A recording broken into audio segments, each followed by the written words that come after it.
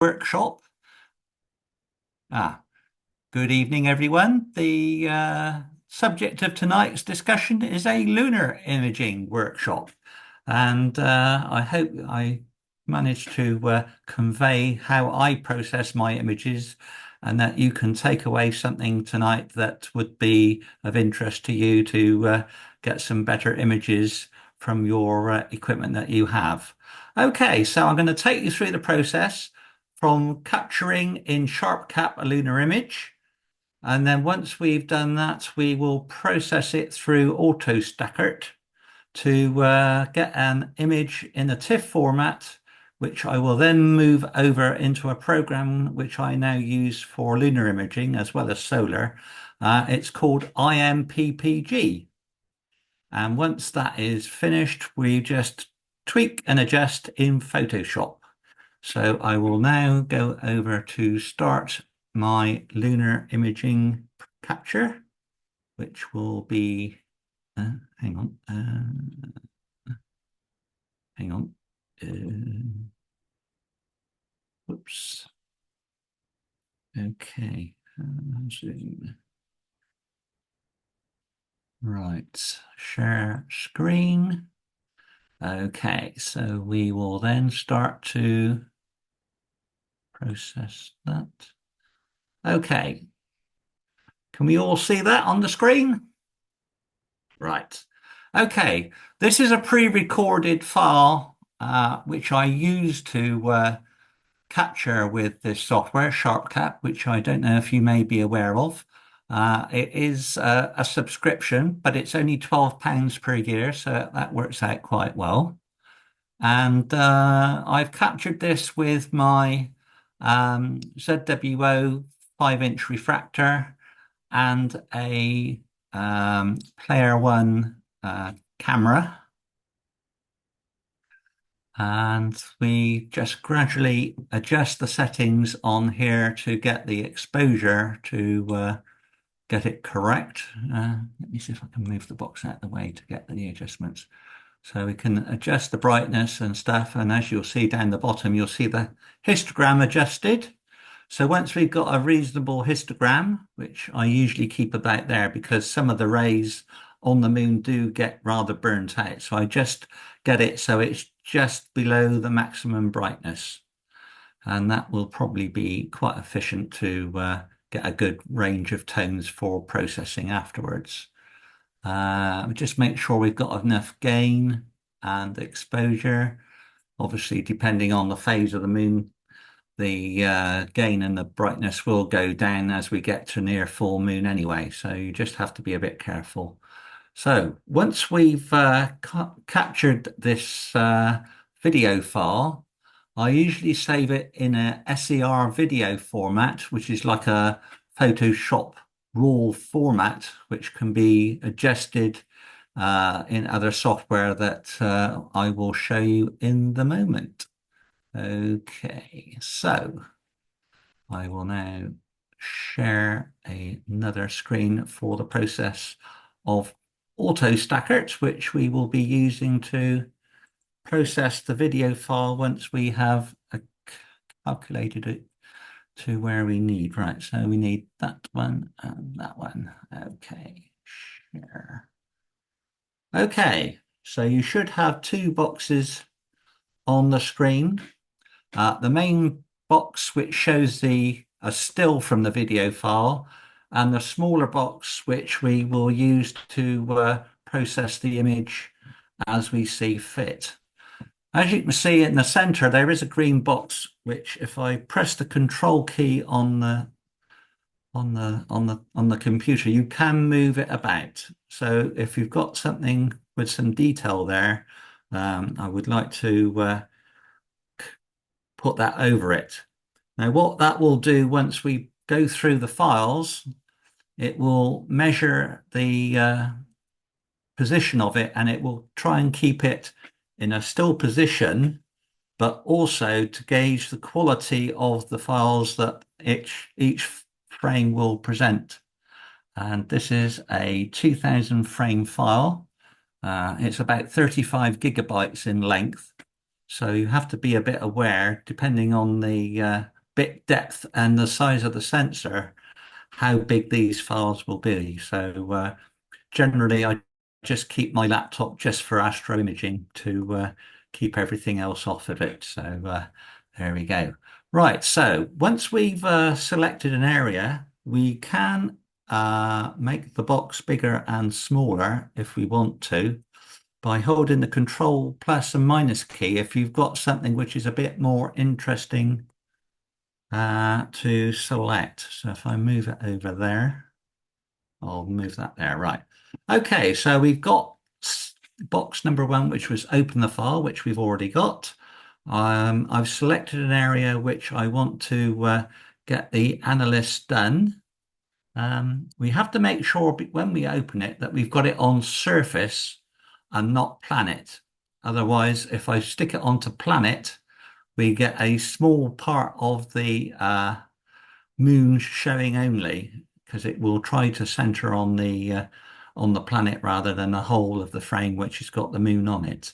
So make sure we've got it on surface, keep it basically on defaults really, and then we just click on Analyze. Now it's going to go through all the frames, and then we'll end up with a graph going from best frame to worst frame with a graph line going through it to give a general inclination of how the progress of the files went through from the time of start to stop. So once we've got that going and analysis, we'll then pick out the reference frame that we want to use for adjusting the and accumulating the amount of frames that we want to stack together to get the best image that we can get. We're nearly there. Any, if you want to ask some questions, I'll stop after each of these processes and then we can have a Q&A if there's anything that you want to know more. And before we go on to the next level of processing. Okay? Right. So once we've got this done, obviously, depending on the quality of your PC that you're using, it can vary between quite quick and quite slow. It also depends on how many frames that you want to use. Obviously, the more frames that you've got, there's a better chance of getting a higher percentage quality image that afterwards once you've selected it. Okay, so as you can see, we've now got a graph going from best to worst and an average line going through it from top left down to the bottom right. So what I will do is to use the slider on the big box to go through the frames. And as you see on the graph on the other box, you'll see the line going across. And that will give me an idea. I'll go to roughly about there. Just above the 50% line, which is this line across here. Okay, so once we've got that done, we want to pick all the select points on this image for it to keep them all aligned. So I've got it fairly low and a small size box. So it will pick out quite a lot of boxes. But what I like to do is to try and collect as much of the lit area of the moon as possible. If I have it down too far, it'll start going into the dark areas and then we'll start registering anything else we don't really want to have. So now we've got all those points selected, which is currently 2,792. It's probably more than a lot of people would use, but I'd like to have as much as I can on there. Right, so once we've got that, we don't need to drizzle because we've got a large image. The drizzling is more useful for small images, perhaps like Venus or Mars or whatever, or the planets, to make them a bit bigger once we've got that process. But all I should do now is to press stack, and it'll go through all the files up to that point and give a certain percentage. Now, if you want to have a certain amount of frames, there's a line of boxes up along here. You can stack 500, 250, 1,000. Or if you go down below, you can select a percentage.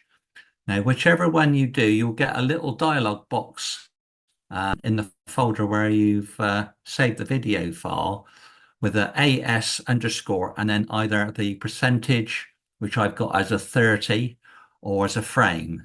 So you'll get 500 or 1,000 on there as well. So you know exactly whether you've got a percentage or a number of frames which is stacked into a TIFF. Okay, so this shouldn't take too long. Are we all understanding what's happening at the moment? Okay. Roger, how long are your videos generally when you do the moon? Well, it depends on the frame rate of the camera that you're using. Mine is a 533 sensor, and I get generally about 20 frames a second from that. So if I'm doing a 2,000 frame video, that will take about 50 seconds. Now, if I was doing a video of the sun and I was using a 174, that shoots up to about 80 frames a second, depending on what bit rate that you want to do it at. I do mine at 16-bit. If I was to do it at 8-bit, then it would be twice the frame rate. But it depends on how much detail that you want to keep. Obviously, for the sun, you only need an 8-bit, but for the moon, I like to use 16-bit to get all the shades of grey that I can get from the image I can. So we're nearly there. And obviously, for because I'm using the whole sensor as well. If I was using, if I had a smaller image, I would crop it down a bit, and obviously the frame rate would go up as well, considering the size of the frame. So it depends on what size sensor that you've got as well. So it depends on your frame rate and the size of the sensor, depending on how that goes, and also the buffering on your laptop. Another question, Rog. Have you found much difference between using the PowerMate or just cropping it afterwards? Do you find which one's giving you a better quality? Because you Well, I obviously using don't. a PowerMate, you will lose image quality through going through all that glass. Yeah, I mean, with this one, it's the focal length is 1,000 millimeters, and that gives me this is, as you can see, this is the whole of the frame of the sensor, so it gives me a good amount there. But if I was using a PowerMate, I would probably use it on the planets really. Although this does come out the similar on my 71 millimeter William Optics, but I use a 2.5 times PowerMate to give me the roughly the same image size as I do on my longer focal length. So I find that using the PowerMate, I don't lose any quality with that. But obviously, you obviously have to compensate for the loss of light from that. But moon being pretty bright, you don't have to compensate too much. You just probably put the gain up a little bit. But generally, by the time you've consolidated the files into a TIFF, you find that the quality is pretty good anyway. Okay, so we have now got the image processed. I know that because I've got all my little marks back on the screen, so we'll clear that. And now we finished with that program. So we will now be on to the next stage, and that will be to go into IMPPG. Okay, so this is a fairly new program that I've been using in the last 12 months to get processing. And it did do, I know there is one there. That was from last night, but I'll process the one that I did. Hang on, wrong one. Excuse me. Right, here we go. This is the image after processing. Let me get that into the... As you can see, we've got another little round box. That gives you a quick preview of the adjustments that you want to do. This is basically like Registacks, which uses wavelets for sharpening, and you can also do the levels with this. So what I shall do first, I can highlight that, or I can just make a new box. I'll do that. I will then go to the levels box. Can you see the levels box? Right. This has got an auto stretch button on here if I want to press it. Obviously, if it's not too much difference there, as you can see, any box area that I move it over to, you've got the levels already there. So I can adjust it a little bit. So I can bring that up a bit. Maybe just down a little bit there. Okay. If I use that curve and do it over there, you can see the difference. Okay, so let's apply that. This box up here will apply that levels adjustment to the whole of the image. Right, okay, I will then get rid of that. We've got a slight adjustments there. I'll go to 1:1 so you can get an idea of how I can sharpen this. It doesn't look too bad already, but this will sharpen it up a little bit more. I don't like to go too much. I've put it up to 2. Okay, that sharpened it up a bit. If I go, I can use the slider as well. I mean, I can go a bit mad up here, and I can go, it's starting to go a bit,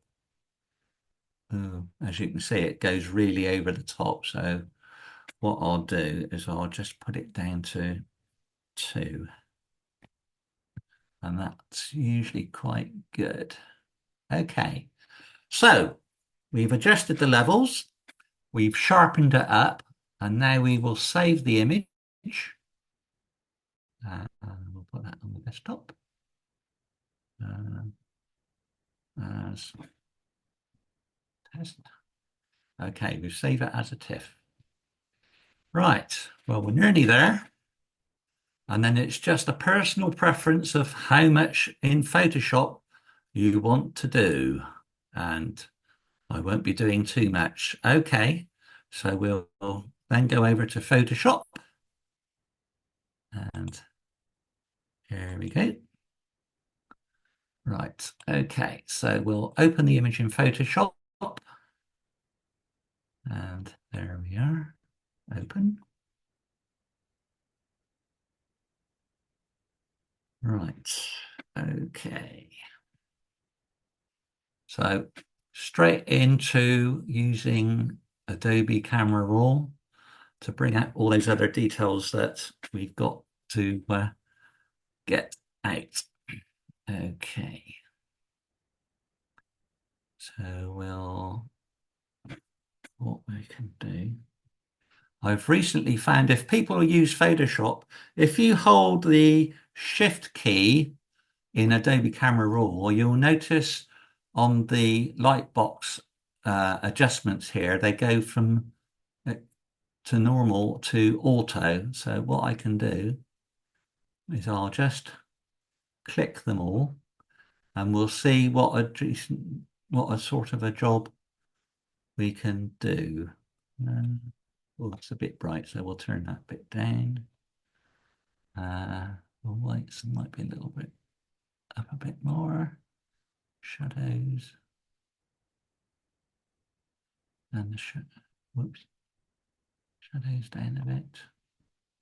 Let's move that in a bit. That's not looking too bad. Okay. So let's get the clarity up a bit. And a bit of the haze. Give it a little bit there. Okay, so we've got the adjustments there. If you want to try and get some of the mineral color out, I just use this box to get some of the color, and you can start to see. I generally, oh, it's a bit high, just generally use the vibrance and maybe some of the saturation just to bring it up a little bit as well. So there we go. And we'll go back to, that looks rather contrasting. Let's put that backs up a bit. Yeah. Okay. So here's a before and after. As you can see, there's quite a bit of a difference, but it's all up to personal taste. And if you like it or not, it's up to you. So that gives you a general idea of lunar processing of a night image. I can show you how to do one of a daytime moon if you like, but have we got any queries of what has happened between the capturing and the processing in Photoshop?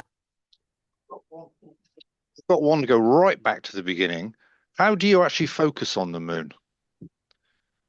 Because you Well, haven't got Basanoff masks, or you can't use autofocus or anything like that, can you? no, you just do it by eye. Just It's eye it up. eye it up. It's pretty good. There's lots of large craters on the moon that you can usually get to focus on quite easily, and it's fairly straightforward. I mean, you can do it pretty much by eye without looking at it too closely, and you just fine tune it after that if you put it onto 100%. It's usually pretty good. It'll also give you an indication of how good the seeing is as well when you do a close-up focus to see whether it's shimmering or fairly still. Yeah. Okay. Right. Is that fairly straightforward for that? I mean, Yeah. I can use other filters and stuff if you want. I have done on occasion with my Nix software, which are an extra set of plugins which can provide some interesting um, definition relief on the moon to bring anything else out. But on the whole, if you've got a reasonably good image, you can get away with it pretty much just doing it in Photoshop, and it comes out quite Out of nicely, interest, which really. Nick filters do you use? I'm using the Nick Filters Collection 6, but on those I either use the color effects or the silver effects. Oh yeah. Yeah. Let me just give you an indication of what they can do. This is the color effects. There are some that can be really OTT, or there's some that can be quite subtle, although you can actually just fine tune the presets to how you want it. Okay, so we've got that brings it out a little bit more before and after, but you can enhance them more or less there, as you can see, to give it a really OTT strength. And well, I'm you not won't seeing bother that. with that. Oh, right. Let me use the silver effects. I can show you some really good effects with that. I can get some quite dramatic relief on some of the lunar seas with this. And Are you sharing that, Rog? oh, hang on. Let me share. Let me have a look. Uh, share. Aha. Is that it? Oh, that's it there. Share. Ah, is that better? Yeah. Ah, right. Sorry about that. Right. So we got a load of presets down the side here for doing different things. Uh, it's more useful for general photography, not astrophotography. Although there are some that I can use, like maybe that one or a slightly softer one, where I can use it as a blend mode in Photoshop with the image that I've already got. So let me just try one of these. let's try you've even got some sepia ones there, which are more for general purpose. Okay, so if we go for that one, if I apply that, and I'll show you what that looks like. Right, are we back on Photoshop? Hang on. Let's have a look. Right. Okay. Right. Now that's the filter that we had or from the Nick software. And that's without. Okay. So if you want to go for a mono look, you can use that. But sometimes I just use luminosity to just give it a little bit more bite, bit more pop. And I can adjust the slider to give the bigger or lesser effect of that filter. And sometimes that works and sometimes it doesn't. But sometimes I just like to do it quite subtly so it looks still reasonably natural. So that's that. Okay.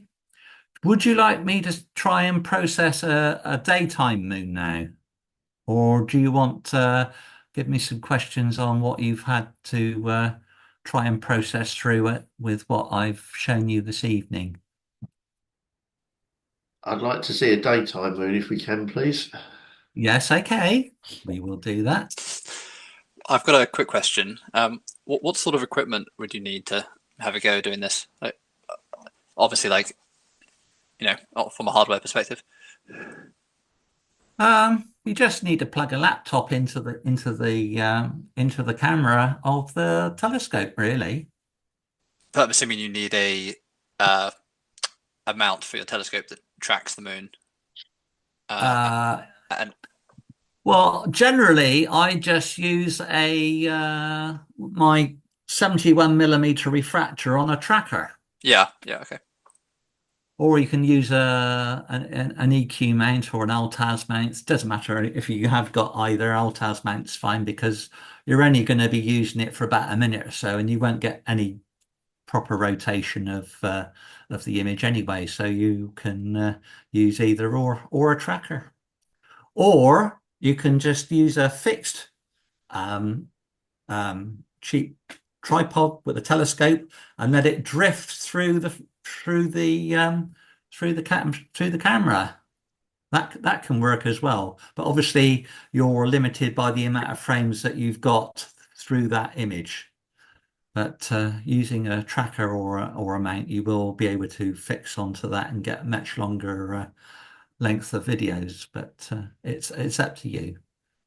What you can work with what you've got.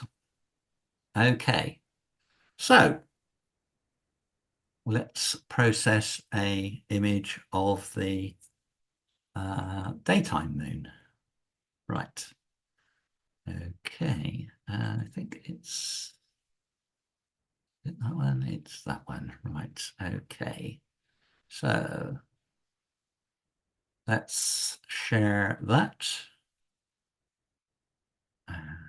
Control as well. Share. Okay, right. As you can see, we've got this this was a setting moon, and I've now got this. You can see the color of the moon and the blue sky in the background. So what we'll do is we'll focus over on the craters there and try and select an area where we don't have any sky. Right, we'll then go back to analyze. This is just about 1100 frames for this one. So that should be interesting.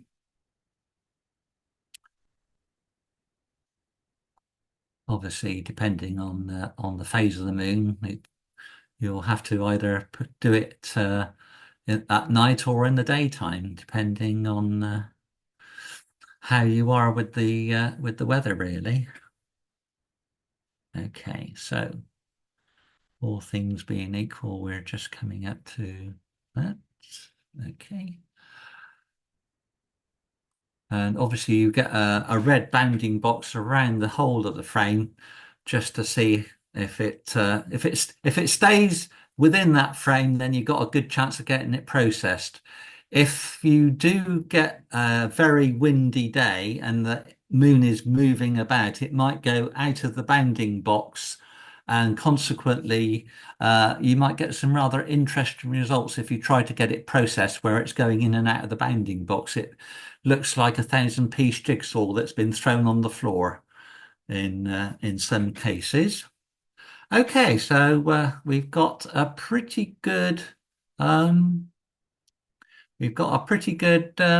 result here on the graph on the left. It stayed pretty much up there. It's almost like a perfect result there. So I'll just move it towards the end of it. Okay, we've got that. We'll place the grid. Now, I've left it at the same amount of brightness or darkness as I had for the night time. And as you can see, it's picked the whole of the image. Obviously, we need to adjust it. So we've got the minimum brightness up and down, which I'm clicking on. And I'm going to have to click it up quite a way. I'm on 125 instead of 15, and I just press the place AP guide, and oh, we've nearly got it. That was a good guess. So I'll just click it down a little bit more, trying to cover what we have of the moon. It might go into the sky a little bit. There we are, a little bit.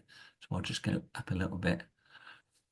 For some reason, I always seem to get a bright spot when I'm doing a daytime imaging of the moon, where it sort of focuses on the center of the onto the sensor, but we won't worry about that too much.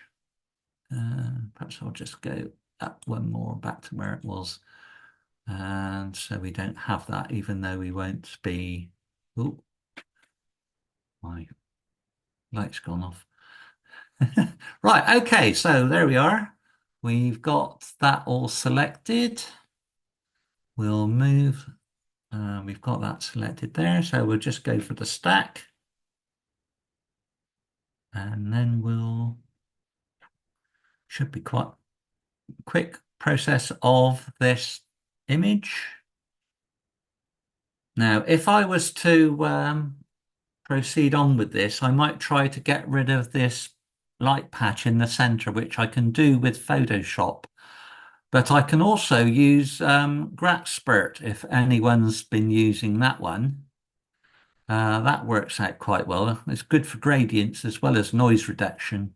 And I use it occasionally, but I can get rid of the central hotspot there in Photoshop. So we're almost there, and it will process that momentarily. And this was using my 71mm refractor with a 2.5 power mate on. So it's almost the same image size as the 1000mm refractor that I've got. So that works out quite well, really. Getting there.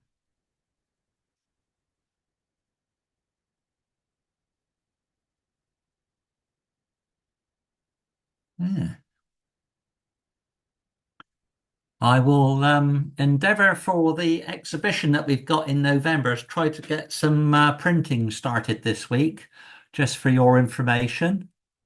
And should be interesting to see them come out. Yeah, because I'm off on the 25th and I've got to try and get all those photos stuck onto some backing card and get the info cards done. And so, yeah, I know time is suddenly going to slip away, isn't it? Well, Simon did say that once we get into September and our club program, then it all starts to rapidly come towards us. Right, we're just getting to the final part, and there we go. Right, clear that. If I don't clear that and then I open up the program again, you'll get those points over the next object. So we don't want to do that. Right, let's close that down. Okay, and now we'll go over to IMPPG.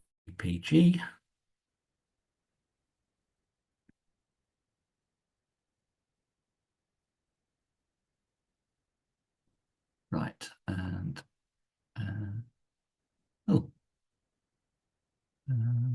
screens, where's the screen's gone?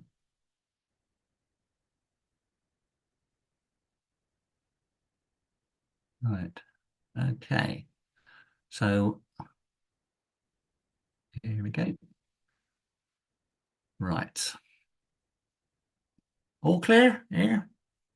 Right, okay. This will become a little bit different due to the fact that we've got the daytime sky as well, but we won't worry about that too much. We can get some interesting results here. It usually ends up when I'm doing this in IMPPG that the sky gets quite dark because I'm trying to just get the detail in the moon there. Stretch that bit. Um, okay, let's apply that. Are you seeing this? Right. As you can see, we've now got a fairly darkened sky. And as you can see, we have got the hot spot there, which we can get rid of. I'll just adjust it just a little bit. Fortunately, with the optics on this camera being sharp enough, you don't really need to do too much. Okay, so we'll save that as test. Test. Ooh. Okay. Right. Okay. Now the fun begins. Right. Okay.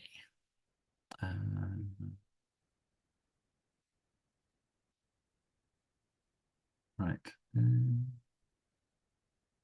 Oh, there's a share screen. Photoshop.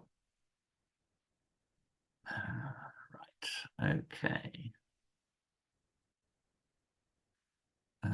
Share. Right. Okay. So here we go. We're opening and processing it now in Photoshop. That bright spot in the center is a bit more obvious. Plus, you can see the dust motes on the sensor. Darn it. Never mind. Can't be helped. Okay, so just basically go into camera raw. And what I shall do to get rid of that hot spot there is I shall go and do a radial gradient from the center there. And then I shall use the exposure setting on the light to get rid of it. There we go. That'll do. Okay. Ooh. There we go. And no, it's a little bit dark in the middle, but what we'll do is to try and get the color right on the surface. So use the eyedropper and make a bounding box there to get a overall gray scale. And as you can see, we've got the sky back again, plus all those dust spots. Anyway, that's beside the point. So we just do our adjustments as we please to taste. So lighten that up a bit. Just a little bit. Shadows, whites, highlights down a bit because you got a little bit of burnout there. Put the exposure up a little bit. We can call that a day on that if we want. So there we go for a daytime moon.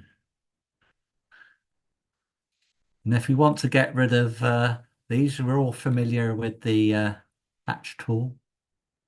Get rid of those, get rid of those, get rid of those.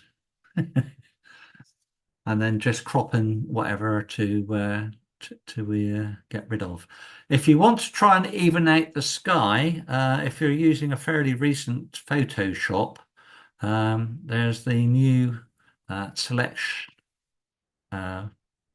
subject. Then I invert it so I can select the background. Eyedropper tool. To pick out a blue which will paint over the sky to even it all out, and then just and that way it doesn't overpaint the moon, although you have to be a bit careful when you're getting near the terminator a bit. So what I try to do is to try and blend it in a bit. So we'll deselect there, and I might possibly go into the moon a little bit. Let's hardness right down, and then just try and not try to make a new phase out of what there is there already. I'm just quickly doing this just to give you an idea, but that's doesn't look too good, does it?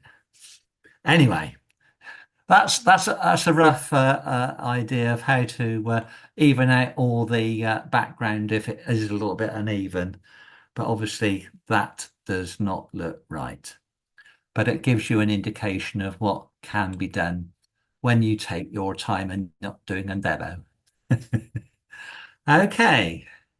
Any questions for what you've seen on this part?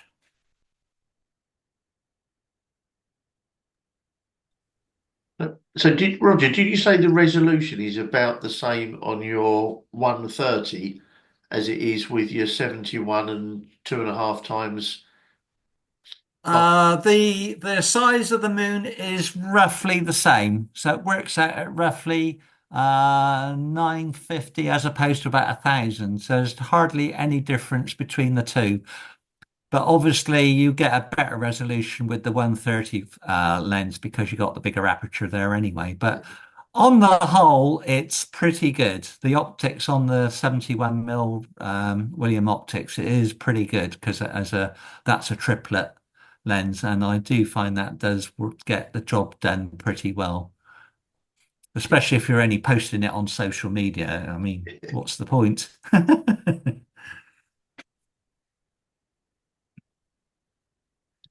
Right. Right. Well, I don't know if there's anything more that you want to glean from me. Any other information on software or what else that you actually use that can be used to do the processing? I gather that if you have Photoshop or not Photoshop, you can use GIMP or Affinity can be quite good as well. I find there's lots of different actions in the Affinity because one of the developers is an astrophotographer and he's developed lots of different actions to bring out work in galaxies, DSOs, lunar planetary, and star reduction, and all sorts of things on there. That's quite amazing, and it's all free. Not Affinity though, but the plugins are. Yeah.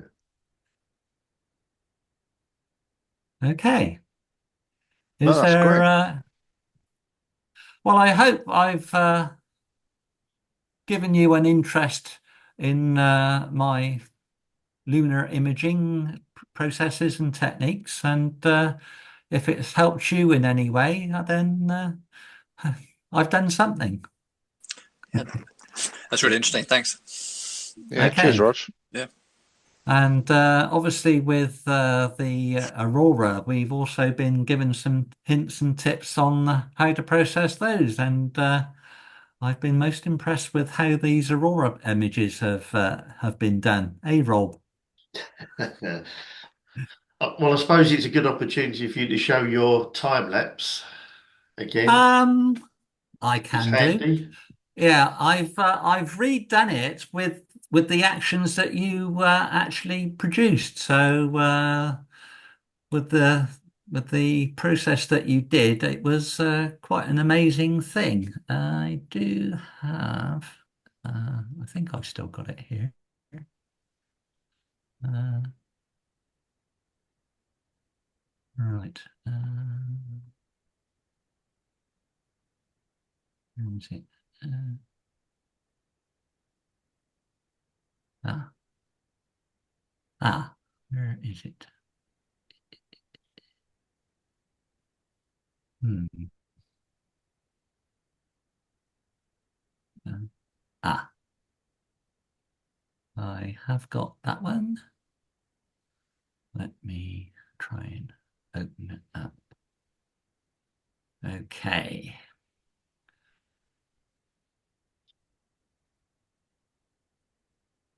This is still the small size animation that I posted on Facebook, but it gives you an idea of how it worked.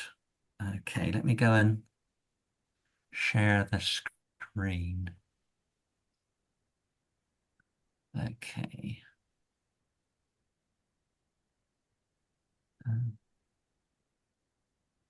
Right, share. So let me. Oh, oh, okay. Right. So let me hang on. Ooh. No, it's not working. Hang on. Okay. Wait, no. Right. Okay. Let's see. Can you see that moving? Yeah. Yeah. Trouble is, being a GIF, there is a lot of banding with the colors, so it doesn't give you quite the right impression of what it is. I think I'll try and do it as an MP4 film, so we don't get all that banding. But this was using the instructions as given by Rob and then made into an action to process all these images to give a more vibrant color on that. It seems to enhance the reds quite well, I thought. Yeah. Yeah, that was a bit of luck stumbling across that. Mm. I mean, I was over at Stonehenge and got back, and I decided to go out around the back of the house there and point the camera, and it was all coming on stone. And I was just fortunate to get these red pillars coming up Yeah. through. I mean, this was just over about 15 minutes. So I decided to do 200 frames and just let it get on with it, and this was what I managed to collect in that amount of time. So I was Brilliant. quite lucky with that. It was quite spectacular, wasn't it? Absolutely amazing. Yeah, But I didn't get it. I I'm didn't get it over here. all right. It was And cloud, and then it No. diminished. yeah, Oh, I've no. a lot of people have mentioned that the red in the Aurora this time was much more intense than it was on the May than the Yeah. Mm. May the 10th. It Yeah. was more orangey, but this was more red. Yeah, I could see it from the naked eye. And people I have went to a also spotted portal the for. yellow. Sorry, Roger. Yeah, I mean, this is Portal 4 as well. But they were saying if you see the yellow, that shows you how really strong it was, because you don't usually get the yellow unless it's a really strong, intense aurora. So that was a Okay. bonus as well. Well, Yeah. I drove up to an island that was as dark a place as I could find. I bailed out the car as soon as I could, and within less than 5 minutes of parking up, we got a big orange display of Aurora. It was incredible. We were all looking at Yeah. it. I don't think anyone started hitting the cameras immediately because we were pointing and saying, "Hang on, we can see something with the naked eye." And I Mm. don't think any of us expected to, really, certainly not at 9:30 at night. And then it just exploded in front of us, and we all realised that we Yeah. were meant to be there to take photos and Yeah. snap some. But Yeah. it was stunning, truly I incredible. mean, you could point your camera anywhere in the sky and you would have gotten something. Yeah, I mean, there was only three of us at Stonehenge on that night, nobody else at all. no, And we were getting some amazing pictures. I mean, you could just sit around and just stand up there, and it's looked like the Ten Commandments were about to come out of the sky because it was yeah, really red glowing and you could see the green. It was absolutely amazing. no, the Triffids. Yeah, it certainly was. It was amazing. And unfortunately, when I went outside last night to try and track the comet, the clouds were amongst it all. So we Yeah, were lucky to get it at Bath just for that brief period of time. I've got cloud all week. Oh, Very well, depressing. I've got cloud coming up forecast as well for the forthcoming week. I mean, I was doing some imaging last night, so I've got that to finish. I was doing the dumbbell in Oh, RGB. I've managed to get the red and the green, but I didn't get any blue because it decided to cloud over. So I've still got that to come, but it's looking quite promising. Actually, good. Okay. while we're talking about it, Rob, you were going to What? give us a quick masterclass on that photoshopping Aurora, Yeah, and we've got 16th, 17th, 21st, or 23rd. Since three of us are already on the call, should we make a call on which day we do it? yeah, I'm easy on all of them, so whatever I am. suits. Yeah, easy for me. And me. And me. Uh, Anyway. what should we go for? Should we go for the 17th in the middle there? Yeah, I'll blast something out for the 17th Okay. at 8 o'clock. yeah, that works. Yeah. Yeah, that'd be fine. Right, I'll do that. Great. I'll see you all then. I better finish my Ex- homework off. Oh dear, What? What? don't want That's any of that. good.